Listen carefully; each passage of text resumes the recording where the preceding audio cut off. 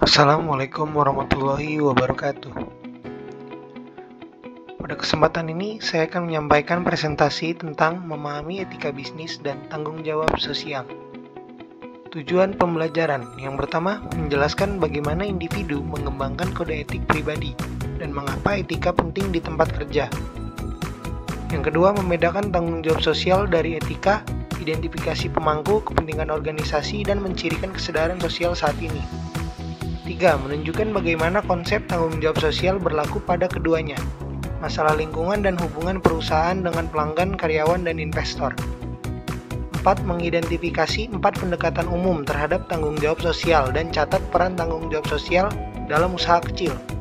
5. Menjelaskan peran pemerintah dalam tanggung jawab sosial dalam hal bagaimana pemerintah dan dunia usaha saling mempengaruhi. 6. Mendiskusikan bagaimana dunia usaha mengelola tanggung jawab sosial baik dari segi dimensi formal maupun informal, dan bagaimana organisasi dapat mengevaluasi tanggung jawab sosial mereka. Etika di tempat kerja. Etika adalah keyakinan tentang apa yang benar dan salah atau baik dan buruk. Perilaku etis. Perilaku etis adalah perilaku yang sesuai dengan keyakinan individu dan norma sosial tentang apa yang benar dan baik. Sedangkan perilaku tidak etis adalah perilaku yang sesuai dengan keyakinan individu dan norma sosial tentang apa yang didefinisikan sebagai salah dan buruk.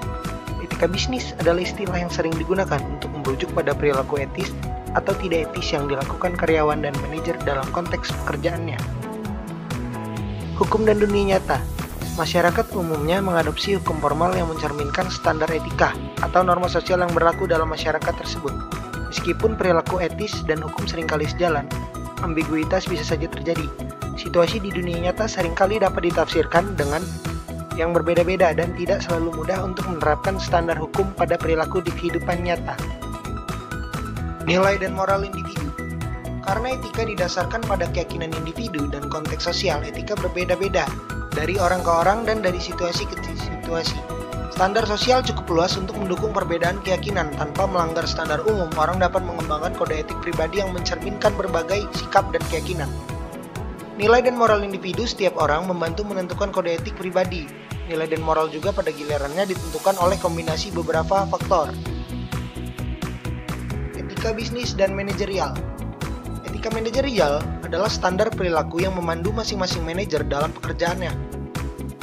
Terdapat 3 kategori umum mengenai pengaruh etika manajerial terhadap pekerjaan. Yang pertama, perilaku terhadap karyawan. Yang kedua, perilaku terhadap organisasi. Yang ketiga, perilaku terhadap pelaku atau agen ekonomi lain. Perilaku terhadap karyawan. Kategori etika manajerial ini berkaitan dengan hal-hal seperti perekrutan dan pemecatan, upah dan kondisi kerja, serta privasi dan rasa hormat. Pedoman etika menyarankan dan standar hukum mensyaratkan bahwa keputusan perekrutan dan pemerintahan harus didasarkan hanya pada kemampuan seseorang untuk melakukan pekerjaan. Perilaku terhadap organisasi. Masalah etika juga dapat timbul dari perilaku karyawan terhadap pemberi kerja, terutama dalam bidang-bidang seperti konflik kepentingan, kerahasiaan, dan kejujuran. Perilaku terhadap agen ekonomi lainnya. Etika juga berperan dalam hubungan bisnis dan karyawannya dengan agen utama yang berkepentingan, terutama pelanggan, pesaing, pemegang saham, pemasok, dealer, dan serikat pekerja. Dalam berurusan dengan agen-agen tersebut, terdapat ruang untuk ambiguitas etika dalam hampir setiap aktivitas, seperti pengungkapan keuangan, pemesanan, dan pembelian, tawar-menawar, dan negosiasi dan hubungan bisnis lainnya. Menilai perilaku etis. Perilaku etis dan tidak etis itu subjektif dan bisa memunculkan perbedaan pendapat. Terdapat 3 langkah untuk membantu melakukan penilaian etis dalam bisnis. Yang pertama itu mengumpulkan informasi faktual yang relevan. Yang kedua, menganalisis fakta untuk menentukan nilai moral yang paling tepat. Yang ketiga, membuat penilaian etis berdasarkan benar atau salahnya kegiatan atau kebijakan yang diusulkan.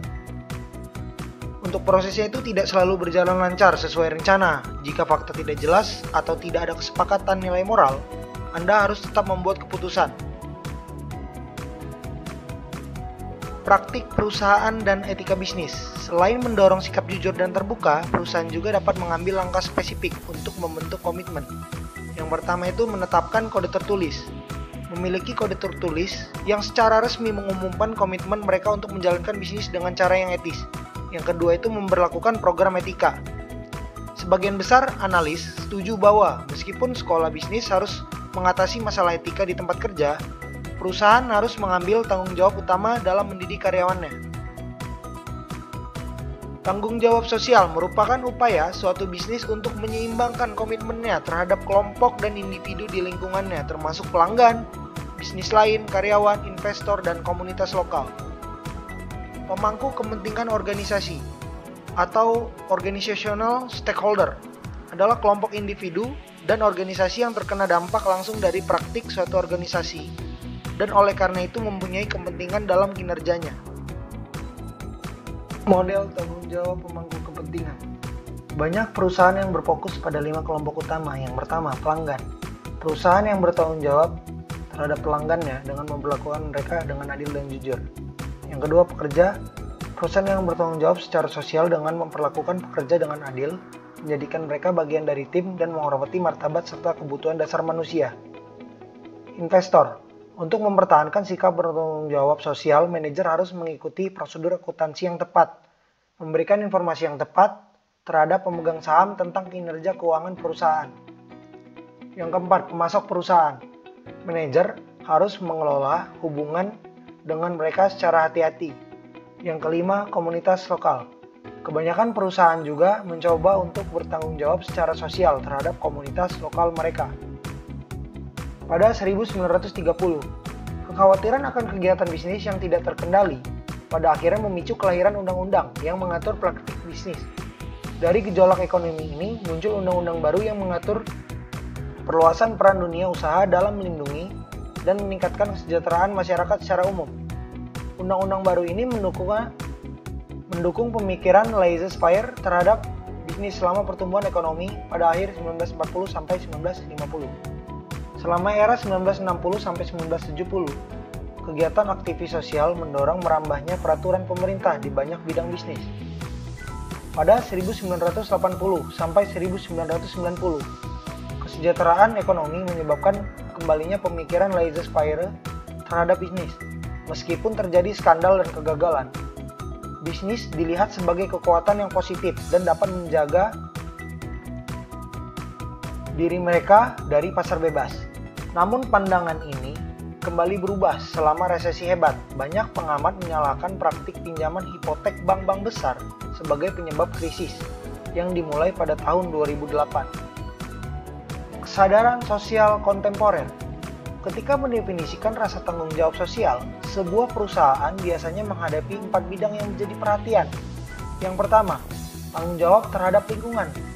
Yang kedua, tanggung jawab terhadap pelanggan. Yang ketiga, tanggung jawab terhadap karyawan. Dan yang terakhir adalah tanggung jawab terhadap investor. Tanggung jawab terhadap lingkungan. Topik iklim global telah menjadi isu utama bagi dunia usaha dan pemerintah. Meskipun sebagian besar ahli sepakat bahwa bumi sedang memanas, penyebab besar dan solusinya yang mungkin dilakukan masih menjadi perdebatan luas.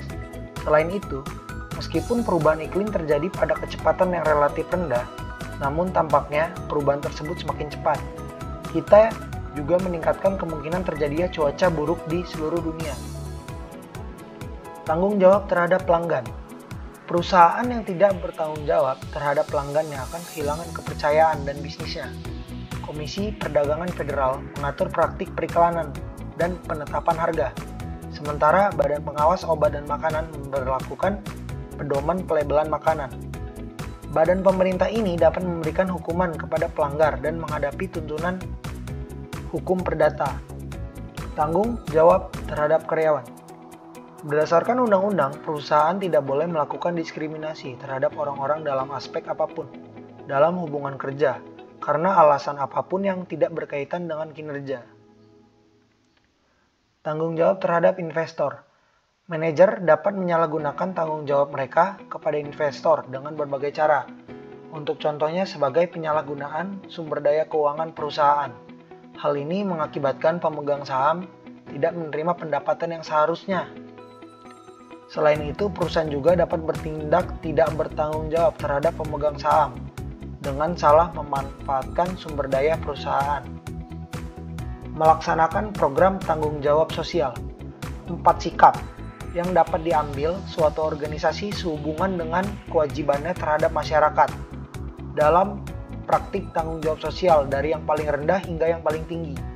Untuk yang pertama adalah sikap obstruksi terhadap tanggung jawab sosial yang melibatkan tindakan sesedikit mungkin dan mungkin melibatkan upaya untuk menyangkal atau menutupi sebuah pelanggaran. Sikap defensif terhadap tanggung jawab sosial di mana perusahaan hanya memenuhi persyaratan hukum minimum dalam komitmennya terhadap kelompok dan individu di lingkungan sosialnya. Sikap akomodatif terhadap tanggung jawab sosial di mana perusahaan jika secara khusus diminta untuk melakukan hal tersebut, melampaui batas minimum yang sah dalam komitmennya terhadap kelompok dan individu di lingkungan sosialnya. Dan yang terakhir adalah sikap proaktif terhadap tanggung jawab sosial di mana perusahaan secara aktif mencari peluang untuk berkontribusi terhadap kesejahteraan kelompok dan individu di lingkungan sosialnya. Tanggung jawab sosial dan bisnis kecil. Bagi pemilik dan manajer bisnis berskala kecil, persoalan etika dijalankan secara individu, tetapi dalam tanggung jawab sosial mereka harus mempertanyakan apa yang dapat diberikan ke agenda sosial. Mereka juga harus menyadari bahwa manajer di semua organisasi menghadapi persoalan etika dan tanggung jawab sosial. Pemerintah dan tanggung jawab sosial. Tanggung jawab sosial melibatkan hubungan antara dunia usaha dan pemerintah. Dalam perekonomian terencana, pemerintah mengatur aktivitas bisnis untuk mencapai tujuan sosial. Di perekonomian pasar, pemerintah masih memiliki kontrol untuk memastikan kepentingan bisnis tidak merugikan kepentingan sosial. Di sisi lain, dunia usaha berusaha mempengaruhi pemerintah dengan mengimbangi atau membalikan keadaan. Keduanya menggunakan berbagai metode untuk saling mempengaruhi. Bagaimana pemerintah mempengaruhi bisnis? Pemerintah berupaya membentuk praktik tanggung jawab sosial melalui regulasi langsung dan tidak langsung. Regulasi langsung dari pemerintah pada organisasi sering terjadi melalui undang-undang dan peraturan yang mengatur aktivitas organisasi. Peraturan ini berasal dari pandangan masyarakat tentang perilaku bisnis yang diharapkan. Pemerintah biasanya membentuk badan khusus untuk mengawasi dan mengendalikan aspek tertentu dari kegiatan bisnis. Pemerintah juga dapat mempengaruhi tanggung jawab sosial organisasi secara tidak langsung melalui peraturan perpajakan, memberikan insentif pajak yang lebih besar atau lebih kecil. Bagaimana bisnis mempengaruhi pemerintah? Sebagaimana pemerintah dapat mempengaruhi dunia usaha juga dapat mempengaruhi pemerintah. Dunia usaha mempunyai 4 metode utama dalam mengatasi tekanan pemerintah untuk melakukan tanggung jawab sosial yang lebih besar. Yang pertama, kontak pribadi, yang kedua lobby, yang ketiga komite aksi politik, dan yang terakhir adalah bantuan. Kontak pribadi. Karena banyak eksekutif perusahaan dan pemimpin politik dalam lingkaran sosial yang sama, kontak pribadi dan jaringan menawarkan satu metode pengaruh. Yang kedua lobby, atau penggunaan orang atau kelompok untuk secara formal mewakili suatu organisasi atau sekelompok organisasi di hadapan badan politik. Yang ketiga, komite aksi politik. Perusahaan sendiri secara hukum tidak dapat memberikan sumbangan langsung untuk kampanye politik sehingga mereka mempengaruhi pemerintah melalui komite aksi politik. Komite aksi politik adalah organisasi khusus yang dibentuk untuk mengumpulkan uang dan kemudian mendistribusikannya kepada kandidat politik. Yang keempat, bantuan terakhir. Organisasi terkadang mengandalkan bantuan dan taktik pengaruh lainnya untuk mendapatkan dukungan. Mengelola tanggung jawab sosial. Organisasi perlu membentuk pendekatan terhadap tanggung jawab sosial dengan cara seperti yang mereka kembangkan terhadap strategi bisnis lainnya. Dengan kata lain, mereka harus memandang tanggung jawab sosial sebagai tantangan besar yang memerlukan perencanaan, pengambilan keputusan, pertimbangan, dan evaluasi yang cermat. Mereka dapat mencapai hal ini melalui dimensi formal dan informal. Dimensi organisasi formal. Beberapa dimensi pengelolaan tanggung jawab sosial melibatkan aktivitas formal dan terencana dalam organisasi. 3 dimensi organisasi formal yang dapat membantu mengelola tanggung jawab sosial adalah kepatuhan hukum. Sejauh mana organisasi mematuhi hukum lokal negara bagian, federal, dan internasional. Yang kedua, kepatuhan etika. Sejauh mana anggota organisasi mengikuti standar perilaku etika dan hukum dasar. Yang ketiga, filantropis. Memberikan pemberian dana atau hadiah kepada badan amal atau tujuan mulia lainnya. Dimensi organisasi informal. Yang pertama, kepemimpinan dan budaya organisasi dapat sangat menentukan sikap tanggung jawab sosial yang akan diadopsi oleh suatu organisasi dan anggotanya. Kepemimpinan etis seringkali menentukan arah keseluruhan organisasi. Yang kedua, whistleblowing adalah pengungkapan perilaku ilegal atau tidak etis oleh karyawan dalam organisasi. Mengevaluasi tanggung jawab sosial. Untuk memastikan apakah upaya mereka menghasilkan manfaat yang diinginkan, bisnis sebaiknya mengevaluasi bagaimana pihaknya merespon perilaku yang berpotensi melanggar hukum atau etika. Lebih formalnya, suatu organisasi terkadang dapat mengevaluasi efektivitas upaya tanggung jawab sosialnya. Audit sosial perusahaan merupakan analisis formal dan sistematis atas efektivitas kinerja sosial suatu perusahaan. Kesimpulan, bisnis yang memprioritaskan perilaku etis dan tanggung jawab sosial akan mendapatkan keuntungan dari peningkatan profitabilitas, keterlibatan karyawan, dan loyalitas pelanggan. Ketika bisnis terus bertumbuh dan berkembang, penting bagi mereka untuk tetap memperhatikan tanggung jawab, etika, dan sosial yang mereka miliki terhadap pemangku kepentingan.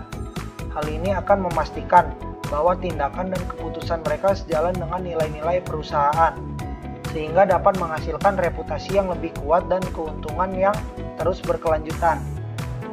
2. Meskipun langkah-langkah untuk menerapkan standar etika mungkin tampak sulit, penting untuk diingat bahwa perilaku etis dimulai dari atas. Para pemimpin bisnis harus menentukan perilaku etis dan menjaga diri mereka sendiri serta karyawan mereka bertanggung jawab untuk mematuhi standar etika. Dengan mengedepankan etika, bisnis dapat membangun landasan yang kuat untuk meraih kesuksesan dan memberikan dampak positif bagi masyarakat secara keseluruhan. Sekian presentasi dari saya. Saya ucapkan terima kasih dan assalamualaikum warahmatullahi wabarakatuh.